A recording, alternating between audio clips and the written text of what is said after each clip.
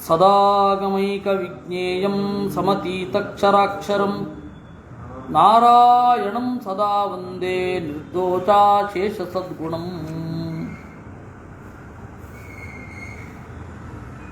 ನಾವು ವಿಷ್ಣುತತ್ವ ನಿರ್ಣಯದಲ್ಲಿ ನಾವೇದವಿನ್ಮನುತೆ ದಂಬೃಹಂತಂ ನೈಷಾತರ್ಕೇಣ ಮತಿರಾಪನೇಯ ನೇಂದ್ರಿಯಾಣಿ ನಾನುಮಾನಂ ಈ 3 ವೇದ ವಾಕ್ಯಗಳನ್ನು ಮಧ್ವಾಚಾರ್ಯರು ಉಲ್ಲೇಖಿಸಿದರು. ವೇದ ಅನ್ನುವ ದಾರಿಯ ಮೂಲಕ ಭಗವಂತ ಅನ್ನುವ ಗುರಿಯನ್ನು ತಲುಪಬೇಕು. ವೇದವೆಂಬ ದಾರಿ ಇರದಿದ್ದರೆ ಭಗವಂತನನ್ನು ತಲುಪಲಿಕ್ಕಾಗಲ್ಲ.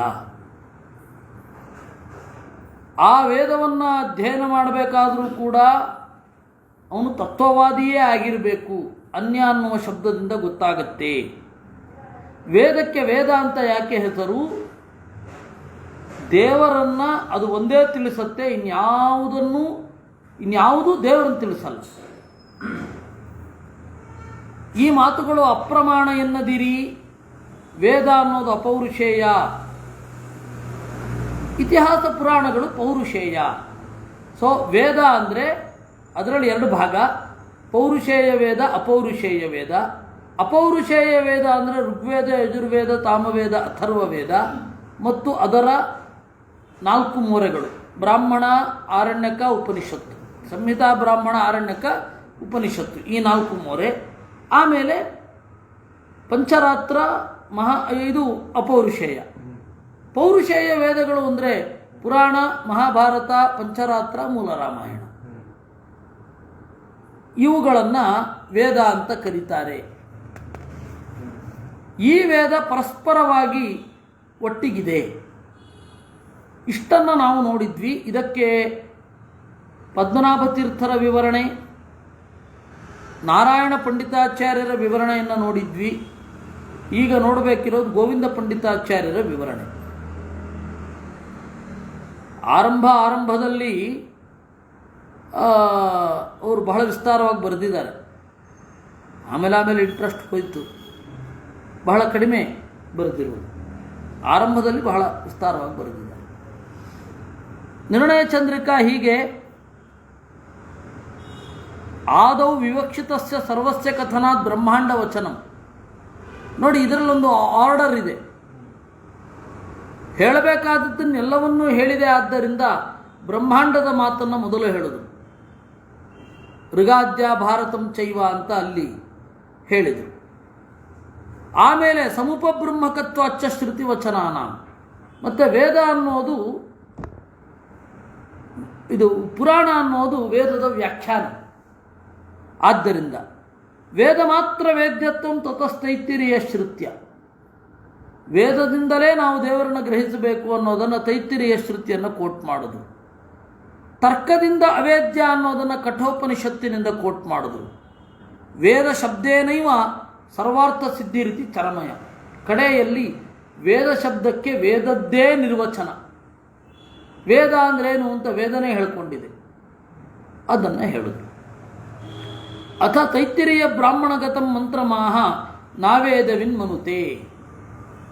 ಇನ್ನು ಈ ನಿರ್ಣಯ ಚಂದ್ರಿಕಾದ ವೈಶಿಷ್ಟ್ಯ ಅಥವಾ ಯಾವುದೇ ಗೋವಿಂದ ಪಂಡಿತಾಚಾರ್ಯರ ವ್ಯಾಖ್ಯಾನದ ವೈಶಿಷ್ಟ್ಯ ಏನು ಅಂದರೆ, ಒಂದು ತುಂಡನ್ನು ಕೋಟ್ ಮಾಡಿದರೆ ಎಲ್ಲರೂ ಆ ತುಂಡಿಗೆ ಮಾತ್ರ ವ್ಯಾಖ್ಯಾನ ಬರೀತಾರೆ. ಗೋವಿಂದ ಪಂಡಿತಾಚಾರ್ಯರು ಹಿಂದೆ ಮುಂದೆ ಇರುವ ಎಲ್ಲ ವಾಕ್ಯಗಳನ್ನು ಉದಾಹರಿಸಿ ಕೋಟ್ ಮಾಡ್ತಾರೆ, ಅದು ಸಿಕ್ಕಿದ್ರೆ. ಇಲ್ಲಿ ಒಂದು ಸಣ್ಣ ಪಾಠ ಇದೆ. ನಾವೇದವಿನ್ಮನುತೆ ತಂಬೃಹಂತಂ ಅಂತ ಪ್ರಾಚೀನ ಪಾಠ. ಈಗ ನಾವೇದವಿನ್ಮನುತೆ ದಂಬೃಹಂತಂ ಅಂತೇವೆ. ತಮ್ ಬದಲು ದಮ್ ಅಂತ ಹೇಳ್ತಾ ಇದ್ದೇವೆ. ಆತ್ಮಾನಂ ಸಾಂಪರಾಯೇ ಅಂತ ಕೆಲವರು ಹೇಳ್ತಾರೆ. ಆದರೆ ಈ ಪಾಠ ಸಂಪರಾಯ ಅಂತ ಇರೋದು. ಮೊದಲು ಎಡಿಟ್ ಮಾಡಿದ್ರಲ್ಲ ಸಂಕೀರ್ಣ ಗ್ರಂಥಗಳು, ಅಲ್ಲಿ ಸಾಂಪರಾಯೆ ಅಂತ ಕೋಟ್ ಮಾಡಿ ಕೆಳಗಡೆ ನನಗಿದ್ರ ಬಗ್ಗೆ ಡೌಟ್ ಇದೆ ಅಂತ ಒಂದು ಟಿಪ್ಪಣಿ ಬರೆದಿದ್ದಾರೆ. ಇದು ನಿರ್ಣಯ. ಅದು ಆವಾಗ ಇದ್ದದ್ದು ಡೌಟ್, ಆರಂಭದ ಅಧ್ಯಯನದಲ್ಲಿ ಇದ್ದ ಡೌಟ್ ಅದು. ಇರಲಿ, ಇಡೀ ಮಂತ್ರ ತೈತ್ತಿರಿಯ ಸಂಹಿತೆಯಲ್ಲಿದೆ, ತೈತ್ತಿರಿಯ ಆರಣ್ಯಕದಲ್ಲಿ. ಯೇನ ಸೂರ್ಯಸ್ತಪತಿ ತೇಜಸೇದ್ಧ ಪಿತಾ ಪುತ್ರೇಣ ಪಿತೃಮಾನ್ ಯೋನಿಯೋನೌ ನಾವೇದ ವಿನ್ಮನುತೆ ತಂ ಬೃಹಂತಂ ಸರ್ವಾನುಭುಮಾತ್ಮಾನಂ ಸಂಪರಾಯೇ ಅಂತ ಪೂರ್ತಿ ಶ್ಲೋಕ. ಅದರ ಅರ್ಥ ಹೀಗಿದೆ: ಏನ ಸೂರ್ಯಸ್ತಪತಿ ತೇಜಸ ಇದ್ಧ, ಯಾರು ಕೊಟ್ಟ ತೇಜಸ್ಸಿನಿಂದ ಇದ್ಧ ಬೆಳಗಿ, ಸೂರ್ಯ ತಪತಿ, ಈ ಸೂರ್ಯ ಭೂಮಿಯನ್ನು ಕಾವಿನಲ್ಲಿ ಇಡುತ್ತಾನೋ, ಅಂದರೆ ದೇವರು ಕೊಟ್ಟ ಶಕ್ತಿಯಿಂದ ಸೂರ್ಯ ಭೂಮಿಯನ್ನು ಕಾವಿನಲ್ಲಿ ಇಡುತ್ತಾನೆ. ಯಪ್ ಪಿತಾ ಸರ್ವ ಜಗತಃ ಸ್ವಯಂ ಚ ಪುತ್ರೇಣ ಪಿತೃಮಾನ್, ಜಗದ ಒಡೆಯ, ಅದರಿಂದಾಗಿ ಪಿತಾ. ಇವನಿಗೊಬ್ಬ ಮಗನೂ ಇದ್ದಾನೆ, ಅವನ ಹೆಸರೇ ಚತುರ್ಮುಖ. ಸಚ ಮುಖ್ಯತೋ ಭಗವದ್ ಜ್ಞಾನಿ.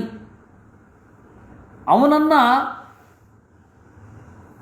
ಜ್ಞಾನಿ, ಅವನೇ ಅಪ್ಪ ಕೂಡ, ಮಗನ ಜೊತೆಗೆ ಅಪ್ಪನಾದ, ಮಗನೇ ಅಪ್ಪನಾದ, ಎರಡೂ ಅರ್ಥ ಇದೆ ಅದಕ್ಕೆ.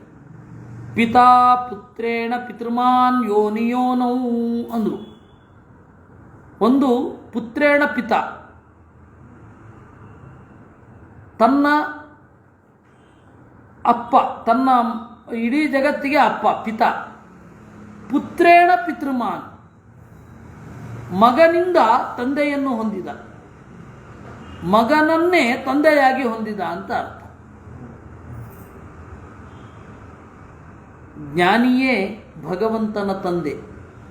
ಯಸ್ತಾವಿಜಾನಾತ್ ಸ ಪಿತುಷ್ಪಿತಾ ತತ್, ಯಾರು ದೇವರನ್ನು ತಿಳಿದಿದ್ದಾನೆ ಅವನೇ ತಂದೆ.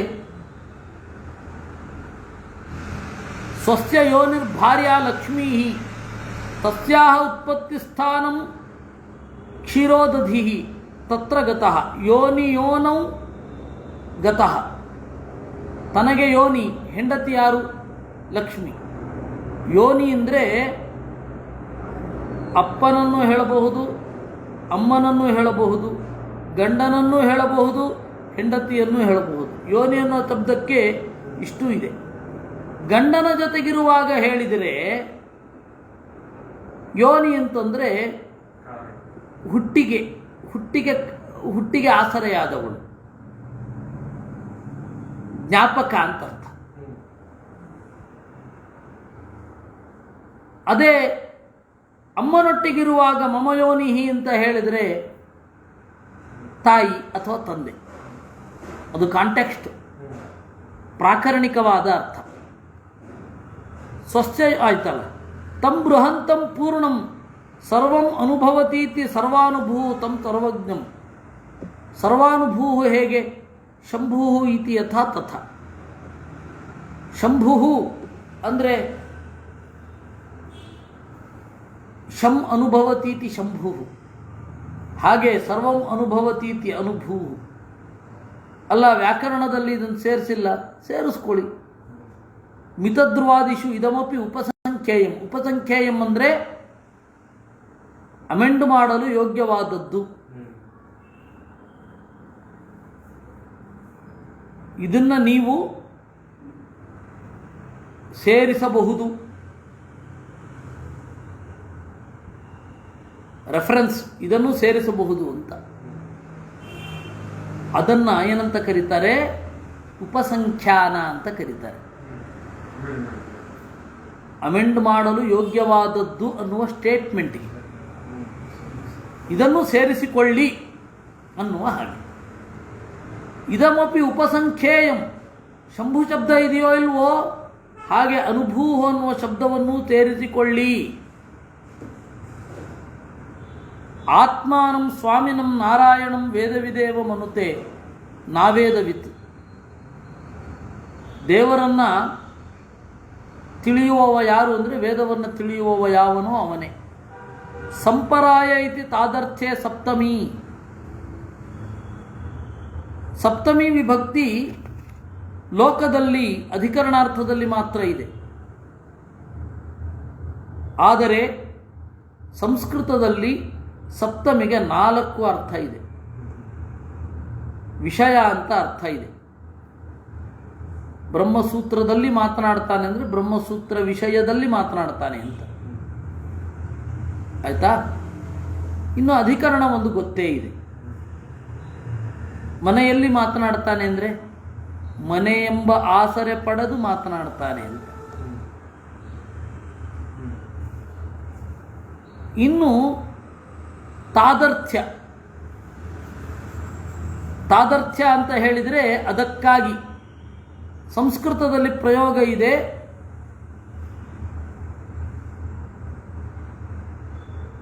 ದಂತಯೋರ್ ಹಂತಿ ಕುಂಜರಂ ಚರ್ಮಣಿ ದ್ವೀಪಿನಂ ಹಂತಿ ದಂತಯೋರ್ ಹಂತಿ ಕುಂಜರಂ ಅಂತ. ಅಲ್ಲಿ ಚರ್ಮದಲ್ಲಿ ಆನೆಯನ್ನು ಕೊಲ್ತಾನೆ ಅಂತಲ್ಲ, ಚರ್ಮಕ್ಕಾಗಿ ಆನೆಯನ್ನು ಕೊಲ್ತಾನೆ ಅಂತ ಅರ್ಥ. ಚರ್ಮಣಿ ದ್ವೀಪಿನಂ, ಸರಿ, ಚರ್ಮಕ್ಕಾಗಿ ಆನೆ ಅಲ್ಲ, ಅದು ದ್ವೀಪಿ, ಅದೇ ಅದು ಹುಲಿ. ದಂತಯೋರ್ ಹಂತಿ ಕುಂಜರಂ, ಹಲ್ಲಿನಲ್ಲಿ ಕೊಲ್ತಾನೆ ಅಂತಲ್ಲ, ಹಲ್ಲಿಗಾಗಿ ಕೊಲ್ತಾನೆ. ಆ ರೀತಿ ಸಪ್ತಮಿ ವಿಭಕ್ತಿ ಏನಿದೆ ಇಲ್ಲಿ ಚತುರ್ಥಿ ವಿಭಕ್ತಿಯ ಅರ್ಥದಲ್ಲಿ ಇದೆ. ಅದರಿಂದಾಗಿ ಸಂಪರಾಯೇ, ಮೋಕ್ಷಕ್ಕಾಗಿ ದೇವರನ್ನು ತಿಳಿಯೋದಾದರೆ ವೇದ ಒಂದೇ ಮಾರ್ಗ. ಮೋಕ್ಷಕ್ಕಾಗಿ ಅಲ್ಲದೆ ನಾವು ದೇವರನ್ನು ತಿಳಿತೀವಿ ಅಂದರೆ ಯಾವುದಾವುದು ಗ್ರಂಥವನ್ನು ಬೇಕಾದರೂ ಓದಿ ಏನು ಬೇಕಾದ್ರೂ ವಾಕ್ಯ ಅರ್ಥ ಮಾಡ್ಬೋದು. ದೇವರನ್ನು ಒಪ್ಪದೆ ಇರಲಿಕ್ಕೆ, ದೇವರನ್ನು ನಿರಾಕರಣೆ ಮಾಡಲಿಕ್ಕೇನೆ ಓದ್ತೇವೆ ಅಂದರೆ ಆಗ ವೇದ ಓದೋದು ಬೇಕಿಲ್ಲ. ಹಾಗೆ ಅದನ್ನು ಹೇಳಿದ್ದು ಸಂಪರಾಯ ಇತಿ ತಾದರ್ಥ್ಯ ಸಪ್ತಮಿ. ಸಂಪರಾಯ ಅಂತ ಯಾಕೆ ಹೇಳಬೇಕು? ತತ್ವಪ್ರದೀಪದಲ್ಲಿ ಸಮ್ಯಕ್ ಪರಸ್ಮಿನ್ ಅಯನಂ ಸಂಪರಾಯ, ದೇವರನ್ನು ಚೆನ್ನಾಗಿ ಹೊಂದಿದ್ದಾನೆ, ಅದರಿಂದಾಗಿ ಸಂಪರಾಯ. ಈ ಸಂಪರಾಯ ಅನ್ನುವ ಅರ್ಥದ ಒಂದು ಸ್ವಾರಸ್ಯವನ್ನು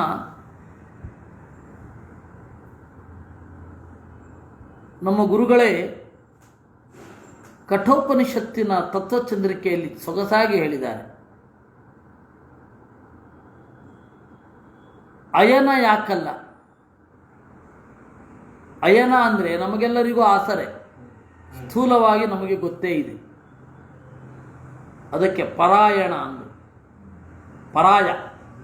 ಪರಾಯ ಅಂದರೆ ಸುಷುಪ್ತಿಯು ಪರಾಯವೇ.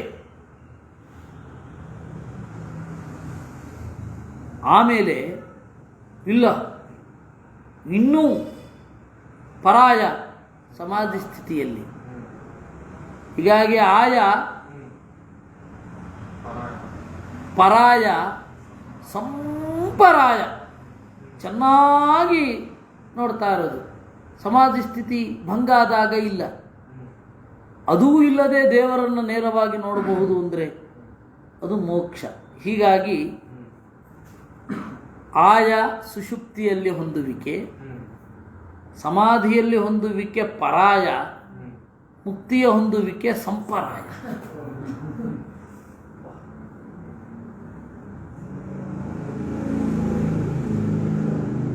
ಸಂಪರಾಯ ತದಾಹ ಮೋಕ್ಷಾರ್ಥಂ ಅಪುನರಾವೃತ್ತಿರೇವ ಸಂಯಕ್ತ. ಸಂಯಕ್ತ ಏನದು? ಯಾಕೆ ಅಲ್ಲಿದೆ? ಮತ್ತೆ ಎಂದು ಮರಳಿ ಬರದಂತೆ ಅಲ್ಲಿರ್ತೇವಲ್ಲ ಅದಕ್ಕೆ. ಇತಿ ಹೀತಿ ಪ್ರಸಿದ್ಧೇಯಂ ತೈತ್ತಿರಿಯಾಣಾಂ ತೃತಿರಿತ್ಯಾಹ. ಅದಕ್ಕೆ ತೈತ್ತಿರಿಯ ಅಂತ ಕೋಟ್ ಮಾಡಲಿಲ್ಲ, ಇತಿ ಹೀಗಲ್ವಾ?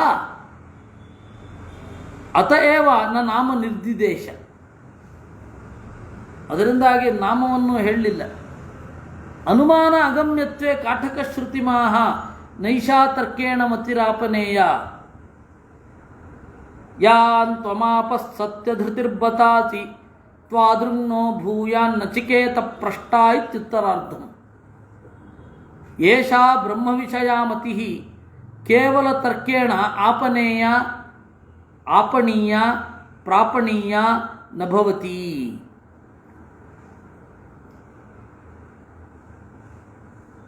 ದೇವರನ್ನು ಕುರಿತಾದ ಬುದ್ಧಿಯನ್ನು ತರ್ಕದಿಂದ ತರಿಸ್ಲಿಕ್ಕಾಗಲ್ಲ. ತರ್ಕಜ್ಞಾತ್ ಅನ್ಯೇನ ವೇದಜ್ಞೇನ ಪ್ರಕೃತಾಪೇಕ್ಷಿತೋಯಮರ್ಥ. ಈಗ ಇರೋದು ಈ ಅರ್ಥ. ಶ್ರುತಿರಪಹಾಯ ನೇಯ ಉನ್ನೇಯ ಇತಿವ. ವೇದವನ್ನು ಬಿಟ್ಟರೆ ದೇವರಲ್ಲಿ ಬುದ್ಧಿಯನ್ನು ತರಿಸುವುದು ಇನ್ಯಾವುದೂ ಇಲ್ಲ. ಇನ್ನು ಅನ್ಯೇನೈವ ಸುಜ್ಞಾನಾಯ ಪ್ರೇಷ್ಠ. ಅನ್ಯ ಅಂದರೆ ತರ್ಕಜ್ಞಾತ್ ಅನ್ಯೇನ, ತರ್ಕ ವಿದ್ವಾಂಸನಿಗಿಂತ ಭಿನ್ನನಾದ ವೇದಜ್ಞನಿಂದ ಮಾತ್ರ ತಿಳಿಲಿಕ್ಕಾಗತ್ತೆ. ಯಾಕೆಂದರೆ ತಾರ್ಕಿಕರು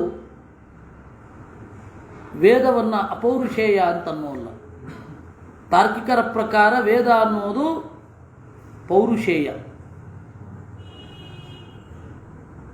ತಾರ್ಕಿಕರ ಪ್ರಕಾರ ವೇದ ಅನ್ನೋದು ಪೌರುಷೇಯ.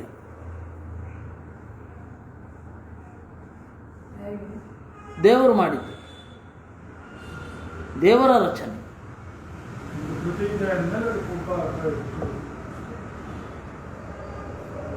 ಹೇಗೆ ಖುರಾನ್ ಅಲ್ಲಾಹುವಿನ ರಚನೆ ಅಂತ ಹೇಗೆ ಹೇಳ್ತಾರೋ, ಹೇಗೆ ಬೈಬಲ್ ಅದರಲ್ಲೂ ಪ್ರಾಮಾಣ್ಯ ಸಾಧಕವಾದ ಅಂಶವೇ ಇಲ್ಲ, ಅಲ್ಲಿ 10 ಕಮಾಂಡ್ಮೆಂಟ್ಸ್ ಮಾತ್ರ ಅವನು ಮಾಡಿದ್ದು ಅಂತನ್ಬೇಕು. ಇರಲಿ,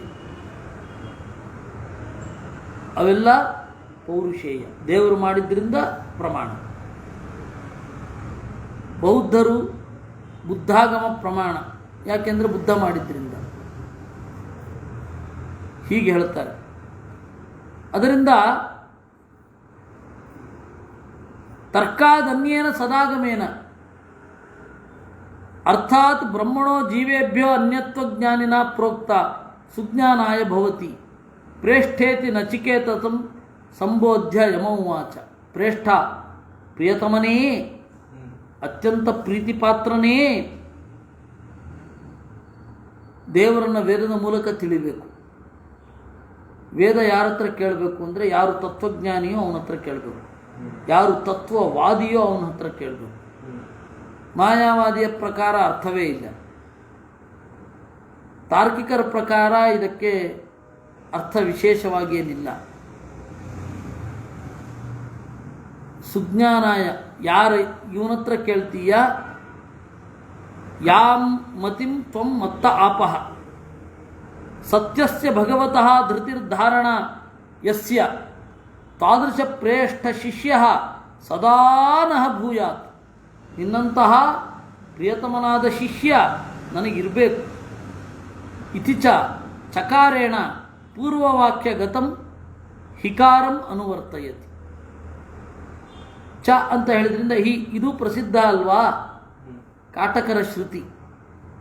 ಅಥ ಕಾಂಚಿದ ಅಪೂರ್ವಾಂ ಶ್ರುತಿಮಾಹ ಅಥರ್ವಣಾನಾಂ ನೇಂದ್ರಿಯಾಣಿ ನಾನುಮಾನು.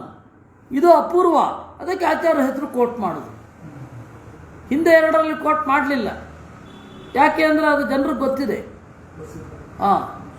ಇಲ್ಲಿ ಅದಿಲ್ಲ, ಅದರಿಂದಾಗಿ ಕೋಟ್ ಮಾಡೋದು. ಪ್ರಮಾಣಾಂತರ ಅವೇದ್ಯಂ ಭಗವಂತಂ ವೇದ ವೇದಯಂತೀತಿ ನಾಮೈವ ಏತದ್ ಭಗವತಃ ಸದಾಗಮೈಕ ವಿಜ್ಞೇಯತ್ವಂ ವೇದಯತಿ ಇತಿ. ಪೃಷ್ಟೇನಾಗಮ ಏವಾದೌ ವಕ್ತವ್ಯ ಸಾಧ್ಯಸಿದ್ಧಯೇ ಇತಿ ಸಂಪ್ರದಾಯಮನುಸರನ್ ಆದೌ ಸದಾಗಮಾನೇವ ಉಜ್ಜಹಾರ. ಮಧ್ವಾಚಾರ್ಯರದ್ದೇ ಒಂದು ರೂಲ್ ಇದೆ. ಪ್ರಶ್ನೆ ಮಾಡಿದಾಗ ಮೊದಲು ಏನು ಪ್ರಮಾಣ ಅಂತ ವೇದವನ್ನು ಕೋಟ್ ಮಾಡಬೇಕೇ ವಿನಃ ತರ್ಕವನ್ನು ಹೇಳುವುದಲ್ಲ. ದೇವರು ಜಗತ್ಕರ್ತ ಅನ್ನಕ್ಕೇನು ಪ್ರೂಫು? ವೇದವನ್ನು ಕೋಟ್ ಮಾಡಬೇಕು, ತರ್ಕವನ್ನಲ್ಲ. ಆ ಸಂಪ್ರದಾಯವನ್ನು ಅನುಸರಿಸಿ ಮೊದಲು ಸದಾಗಮಗಳನ್ನೇ ಮಾಡಿತು. ತದಾನೀಂ ಜೈನ ಬೌದ್ಧ ಲೋಕಾಯತಾಶ್ಚ ಪ್ರತ್ಯವತಿಷ್ಠಂತೆ.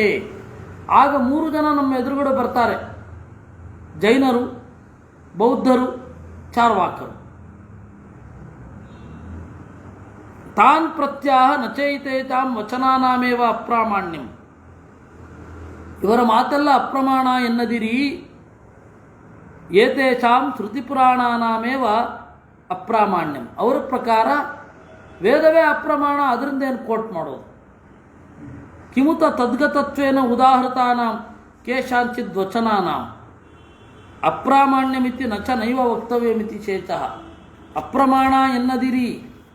ಆಧಿಕ್ಯಾರ್ಥಶ್ಚ ಚಕಾರಃ ಆಧಿಕ್ಯಂಚ ಭಗವದುದಿತತ್ವಂ ಸ್ಮರನ್ ನಚೇತ್ಯಾಹ. ಇಲ್ಲ, ದೇವರು ಹೇಳಿರೋದು ಇದು. ಶಿಷ್ಟೈ ಅಂಗೀಕೃತಾನ್ಯೇವಂ ಉತ್ಕೃಷ್ಟಾನಿ ವಚನಾನಿ ಕಥಮ ಅಪ್ರಮಾಣಾನೀತಿ ವದೇಹೇ ಇತಿ ಪರಿಹಸತೀವ. ಪೂರ್ವಪಕ್ಷಿಣಃ ಅಜ್ಞಾನ. ಪೂರ್ವಪಕ್ಷಿಯ ಅಜ್ಞಾನವನ್ನು ಪರಿಹಾತ ಮಾಡುತ್ತಲೋ ಎಂಬಂತೆ ಈ ರೀತಿ ಹೇಳಿತು. ಇಲ್ಲಿಗೆ ಇವತ್ತಿನದ್ದು ಈ ಚಿಂತನೆ ಮುಗಿಸೋಣ. ಮತ್ತೆ ಮುಂದಿನ ವಾರ ಒಂದು ಸ್ವಲ್ಪ ಜಾಸ್ತಿ ಮಾಡ್ತೇನೆ. ಮುಂದಿನ ವಾರದಿಂದ ಒಂದು 5 ನಿಮಿಷ ಜಾಸ್ತಿ ಆಗ್ತಾ ಹೋಗುತ್ತೆ. ಸಂಜೆ ರಾಮಾಯಣ ಇದ್ದೇ ಇದೆ.